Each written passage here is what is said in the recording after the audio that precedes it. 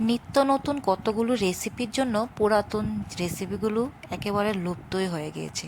তবে আজকে আমি বানাচ্ছি চাল কুমড়োর পুরের বড়া। কিভাবে বানাচ্ছি সেটাই তোমাদের কাছে প্রথমে আমি শস্যটাকে গ্রাইন্ড করে ছাঁকনিতে ছেঁকে নিয়েছি।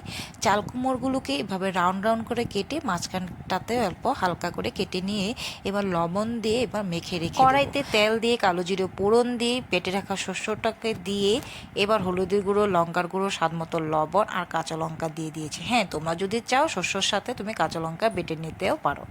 তারপর দেখো 10 মিনিটের মতন আমি রান্না করে নামিয়ে নিলাম। এবার চামচের সাহায্যে মাঝখান দিয়ে যে আমি কেটেছিলাম চাল কুমড়োর সেই মাঝখানটাতে আমি শস্যগুলো ভরে দিয়ে এবার সবগুলো এভাবে করে আমি রেডি করে নিয়েছি। তারপর বেসনের একটা ব্যাটার তৈরি করে দিয়েছি, দিয়ে এবার চাল কুমড়োগুলোকে বেসনের মধ্যে ডুবিয়ে তেলের মধ্যে দিয়ে লাল করে ভেজে নিয়ে গরম ভাতের সাথে কিন্তু এই রেসিপিটা খুব ভালো লাগে।